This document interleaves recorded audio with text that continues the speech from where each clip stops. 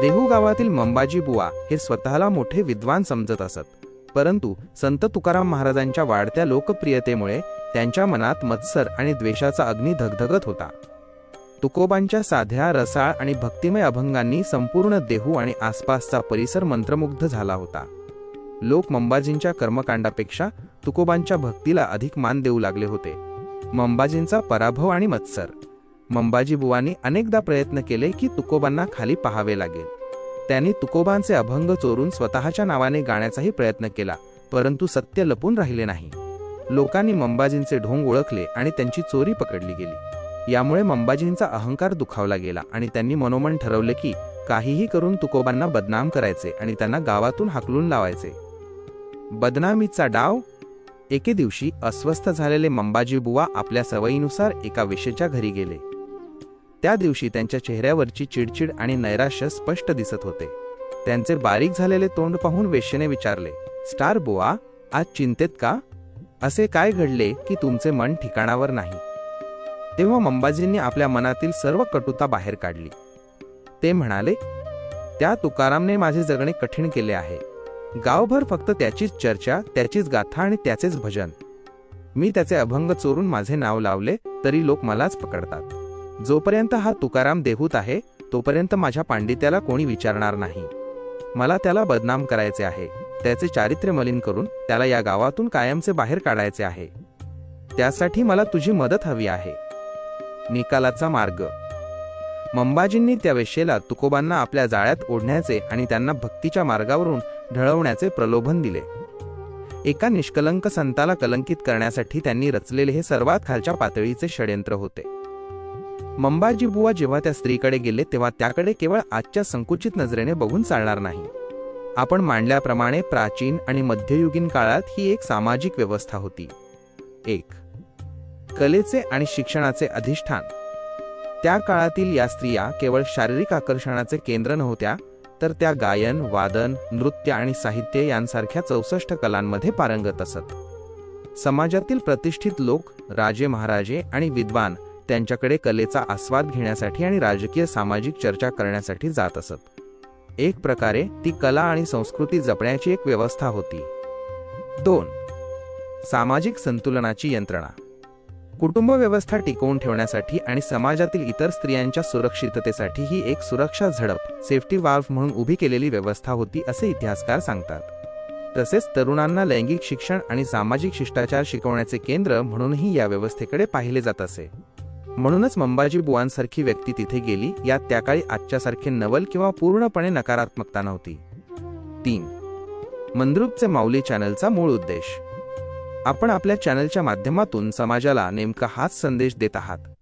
केवळ शब्दांना पकडू नका, तर त्यामागचा अर्थ शोधा. का केले? मुळाशी जाणे. कोणासाठी केले? लाभार्थी ओळखणे. कशासाठी केले? हेतू समजून घेणे. जेव्हा आपण या प्रश्नांची उत्तरे शोधतो तेव्हा आपल्याला खरी सत्यता समजते. तुकाराम महाराजांच्या काळातील घटनांकडे बघतानाही आपल्याला हाच थर्ड स्टेज विचार मांडायचा आहे की मंबाजींनी अशा प्रतिष्ठित ठिकाणच्या मदतीने तुकोबांना अडचणीत आणण्याचा डाव का रचला असावा. प्रेक्षकांसाठी आवाहन. मित्रांनो, आपण गोष्टी ऐकतो पण त्यामागचे शास्त्र आणि सामाजिक कारण विसरतो. मानवी मेंदू आणि एआयच्या या प्रवासात अशाच गूढ आणि सत्य गोष्टींचा उलगडा करण्यासाठी मंद्रुपचे माऊली चॅनलला नक्की सबस्क्राईब करा. इथे आपल्याला केवळ कथा मिळणार नाहीत, तर त्यामागचा का आणि कसा हा तर्कही मिळेल. अजिबुवांनी तुकाराम महाराजांना बदनाम करण्यासाठी आपला अंतिम डाव टाकला. त्यांनी त्या स्त्रीला बोलावून आपला भयानक आराखडा सांगितला. मंबाजी म्हणाले, "ऐक, तुला तुकाराम महाराजांच्या आश्रमात जायचे आहे. तिथे जाऊन त्यांना तुझ्या जाळ्यात ओढण्याचा प्रयत्न कर. काहीही करून त्यांना कलंकित कर. तू योग्य वेळी मला इशारा करशील आणि मी लगेच गावकऱ्यांना घेऊन तिथे पोहोचेन. त्यांना रंगेहात पकडल्यावर संपूर्ण समाजात त्यांची बदनामी होईल. मग त्यांना कुणीही वाचवू शकणार नाही. पुढचे काय करायचे ते मी बघून घेईन." वेश्येचा सडेतोड नकार आणि नीतिमत्ता. मंबाजींचा हा कुटील डाव ऐकून ती स्त्री क्षणभर स्तब्ध झाली, पण लगेचच तिने अत्यंत धैर्याने आणि ठामपणे नकार दिला. ती म्हणाली, "बुवा, तुमच्या या गलिच्छ राजकारणात मला ओढू नका. मी जरी वेश्या असले तरी मला समाजाचे भान आहे. मी कुणाचाही संसार विनाकारण मोडत नाही आणि कुणाला विनाकारण त्रास देत नाही. तुकाराम महाराज हे आपल्या गावचे मोठे साधू संत आहेत. त्यांना बदनाम करण्याचे महापाप मी माझ्या माथ्यावर घेऊ शकत नाही. माझे शरीर विकत असेल पण माझा आत्मा विकलेला नाही. मंबाजींची धमकी आणि दबाव. तिचा हा नकार ऐकून मंबाजी बुवांचा क्रोध अनावर झाला. त्यांचा अहंकार दुखावला गेला. त्यांनी आपली सत्ता आणि अधिकाराचा वापर करून तिला धमकावायला सुरुवात केली. मंबाजी संतापाने ओरडले, तुझी नियुक्ती याचसाठी केली आहे की गावात कोण काय करते यावर तू लक्ष ठेवायचे आणि आम्हाला माहिती द्यायची. तुला आमचे काम करावेच लागेल. जर तू आमचे ऐकले नाहीस तर तुला या गावात राहून देणार नाही किंवा तुला तुझ्या जीवाला मुकावे लागेल. जो व्यक्ती आमच्या उपयोगाचा नाही त्याला जिवंत ठेवून तरी काय करायचे. भय आणि शरणागती. मंबाजींच्या या थेट धमकीने ती स्त्री खरोखरच घाबरली. तिला आपले आयुष्य आणि अस्तित्व धोक्यात असल्याचे जाणवले. भयभीत होऊन ती हळूहळू मंबाजींच्या पाया पडली आणि गयावया करू लागली. तेव्हा मंबाजी कठोरपणे म्हणाले, आता पाया पडून काहीही उपयोग नाही. तुझ्याकडे फक्त दोनच पर्याय आहेत. एक तर तुकारामांकडे जायला तयार हो, नाहीतर मरायला किंवा गाव सोडून जायला तयार हो. ठरव, तुला काय हवे आहे. निष्कर्ष. हा प्रसंग दाखवतो की सत्तेचा माज असलेली व्यक्ती किती खालच्या पातळीवर जाऊ शकते आणि एका असहाय्य स्त्रीला आपल्या कुटील डावात कसे ओढू शकते. मंद्रुपचे माऊलीच्या प्रेक्षकांसाठी हा एक मोठा धडा आहे की इतिहास केवळ शब्दांत नसतो, तर तो त्या काळातील सामाजिक दबाव आणि संघर्षाचे प्रतिबिंब असतो. मंबाजी बुवांच्या धमकीने ती स्त्री भयभीत झाली होती, पण त्या भयाने तिला एका वेगळ्याच विचाराच्या उंबरठ्यावर आणून सोडले. तिच्या मनात विचारांचे काहूर माजले. तिला अचानक रामायणातील एक प्रसंग आठवला. वजा जेव्हा रावण मारीच राक्षसाकडे त्याचा मामा गेला होता. रावण आणि मारीच एक पौराणिक संदर्भ. रावणाने सीताहरणाचा कुटील डाव रचला होता आणि त्यासाठी त्याला मारीचची मदत हवी होती. मारीच मात्र सर्व दुष्कर्मे सोडून तपश्चर्या करत होता. रावणाने त्याला धमकावले, जर तू माझे ऐकले नाहीस तर मी तुला आत्ताच मारीन. तेव्हा मारीचने मनात विचार केला, स्टार, या अहंकारी रावणाच्या हातून मरण्यापेक्षा श्रीरामाच्या हातून मरणे कितीतरी पटीने श्रेष्ठ आहे. राम मला मुक्त करतील. जर रावणाचा डाव यशस्वी झाला आणि सीतामाता आली तर रामाचा राग मला नाही तर रावणाला नष्ट करेल. मी रामाच्या हातून मरण्यास तयार आहे, पण या दुष्टाचा साथ देण्यास नाही. तिच्या मनातील द्वंद्व आणि निर्णय, तोच प्रसंग आता तिच्या आयुष्यात उभा होता. ती स्वतःशीच म्हणाली, या अहंकारी कपटी मंबाजी बुवाच्या हातून मरणे किंवा गाव सोडून जाण्यापेक्षा तुकाराम महाराजांच्या घरी जाणे कितीतरी पटीने श्रेष्ठ आहे. मंबाजी माझा जीव घेऊ शकतो, पण तुकोबा मला जीवन देऊ शकतात. तुकोबासारखा सत्पुरुष मला त्यांच्याकडे बोलावणार नाही हे मला माहीत आहे, पण या निमित्ताने त्यांच्या बदनाम करण्याच्या डावाने मला त्यांचे दर्शन घेण्याची संधी मिळेल. त्यांचे पवित्र संवास मला मिळेल. ती पुढे म्हणाली, स्टार, मंबाजीच्या हाताने मला अपयश मिळेल, पण तुकोबांच्या चरणी मला मुक्ती मिळेल. मंबाजी मला नष्ट करू शकतो, पण तुकोबा मला पावन करू शकतात. जर मी त्यांच्या घरी गेले आणि त्यांना बदनाम करण्याचा प्रयत्न केला आणि त्यांनी मला शाप दिला तरी तो शापही माझ्यासाठी वरदान ठरेल, कारण तो एका संताचा शब्द असेल. त्यांच्या पवित्रतेमुळे मंबाजीचा कुटील डाव त्यांच्यावर उलटेल आणि माझी मात्र सुटका होईल. सत्पुरुषाच्या चरणी शरणागती या विचाराने तिला बळ दिले. तिचे भय निघून गेले आणि त्या जागी एक असीम श्रद्धा निर्माण झाली. ती मंबाजीकडे वळून म्हणाली, मी तयार आहे. पण तिच्या मनातील तयारी मंबाजीला बदनाम करण्याची नव्हती, तर तुकोबांच्या चरणी समर्पित होण्याची आणि त्यांच्या पवित्र संवासात स्वतःला पावन करून घेण्याची होती. मंबाजी बुवांच्या धमकावणीनंतर ती स्त्री ठरल्याप्रमाणे तुकाराम महाराजांच्या घराकडे निघाली. योगायोगाने त्यावेळी आवली जिजाबाई काही कामासाठी बाहेर गेल्या होत्या आणि घरामध्ये तुकोबा एकटेच विठ्ठलनामात मग्न होते. गायनाची जादू आणि भक्तीचा आनंद. घराच्या उंबरठ्यावर उभे राहूनच तिने गायनाला सुरुवात केली. तिचा आवाज अत्यंत मधुर आणि रसाळ होता. संतांच्या अभंगांनाच तिने आपल्या सुरांनी सजवले होते. घराच्या आत बसलेल्या तुकोबांच्या कानावर ते सुमधुर सूर पडले. विठ्ठलाच्या भक्तीत बुडलेल्या तुकोबांना ते गायन थेट पंढरीच्या पांडुरंगाचेच वाटले. त्या स्वरांच्या आनंदाने ते आतून डोलू लागले. विठ्ठल नामाच्या गुंगीत त्यांना स्वतःचे भान उरले नाही आणि ते घराच्या आतच आनंदाने नाचू लागले. स्पर्शाची जाणीव आणि भानावरील प्रसंग. गायन संपवून ती स्त्री घराच्या आत आली. तुकोबांना नाचताना पाहून तिने त्यांचा हात पकडला. त्या अनोळखी स्पर्शाने तुकोबा क्षणार्धात भानावर आले. त्यांनी डोळे उघडले आणि समोर पाहिले. त्यांच्यासमोर एक अत्यंत लावण्यवती स्त्री उभी होती.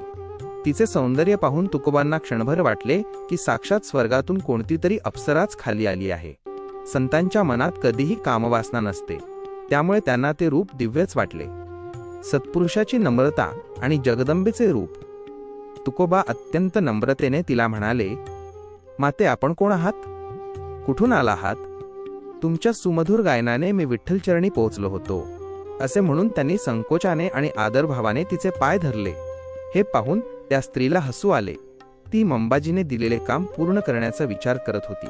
ती म्हणाली, महाराज, मी तुम्हाला आवडते का? तिच्या या प्रश्नावर तुकोबांनी अत्यंत निष्पाप आणि पवित्र उत्तर दिले, माते, तुमच्यासारख्या दिव्य सौंदर्याला कोण नाकारू शकेल? तुमच्या रूपात मला साक्षात जगदंबा रुक्मिणी माता दिसत आहे. मी तुमच्या पाया पडत आहे. घरामध्ये तुकाराम महाराज आणि ती स्त्री विठ्ठलनामात गुंग असताना अचानक आवली जिजाबाई बाहेरून आली. तिने घराचा उंबरठा ओलांडला आणि तिला समोरचे दृश्य पाहून धक्काच बसला.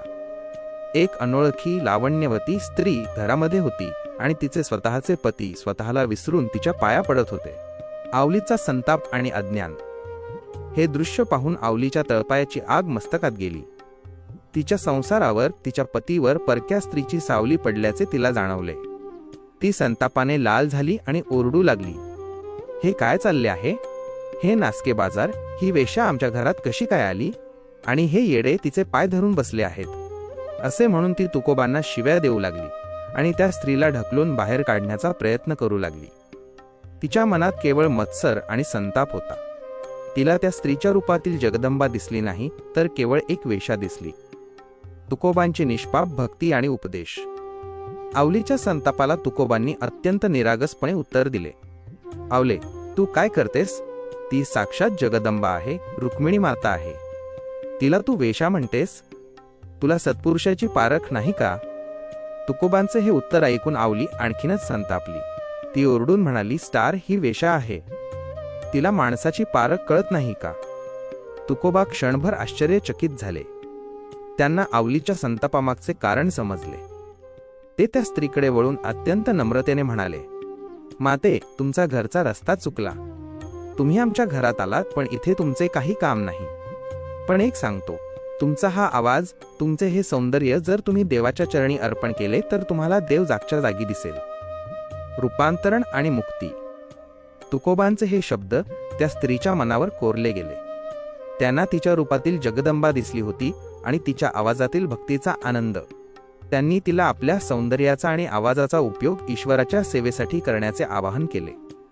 त्या स्त्रीने तुकोबांच्या चरणी शरणागती पत्करली. तिला आपले जीवन कलंकित वाटू लागले आणि तिला मुक्तीचा मार्ग सापडला. तिने तुकोबांचे उपदेश शिरसावंद्य मानले आणि आपल्या जीवनाचा उद्देश बदलण्याचा निर्णय घेतला. निष्कर्ष. हा प्रसंग दाखवतो की संतांची निष्पाप भक्ती कशी सामान्य माणसाच्या संकुचित दृष्टिकोनाला बदलू शकते. तुकोबांच्या पवित्रतेमुळे मंबाजीचा कुटील डाव त्यांच्यावर उलटला आणि त्या स्त्रीला मात्र मुक्तीचा मार्ग सापडला. तुकाराम महाराजांचे ते पवित्र आणि निस्वार्थ शब्द ऐकून त्या स्त्रीच्या मनातील अज्ञानाचा अंधार दूर झाला. तिने तत्काळ महाराजांच्या चरणी लोटांगण घातले आणि डोळ्यांतून अश्रू ढाळत म्हणाली, महाराज, आजपासून तुम्हीच माझे सद्गुरू आहात. तुमच्या शब्दांनी मला माझ्या आयुष्याचा खरा मार्ग दाखवला आहे. आता हे शरीर आणि हा आवाज मी केवळ पांडुरंगाच्या चरणी अर्पण करेन. मी देवाच्या दारात भजन कीर्तन करून आपले उर्वरित आयुष्य सार्थकी लावेन. परिवर्तन आणि लोकसंग्रह. काळाच्या ओघात मोठे परिवर्तन घडले. जे लोक कालपर्यंत तिला नावे ठेवत होते, तुच्छ लेखत होते, तेच लोक आता तिच्या भक्तीने रसाळलेले अभंग आणि मधुर आवाज ऐकून मंत्रमुग्ध होऊ लागले.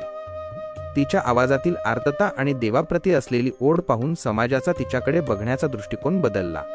ज्या पायांना समाज शिवत नव्हता, त्याच पायांवर लोक आता नतमस्तक होऊ लागले. संतांच्या शब्दांची शक्ती. संतांचे वचन कधीही व्यर्थ जात नाही. तुकोबांच्या एका शब्दाने त्या स्त्रीच्या जीवनाचे सोने झाले.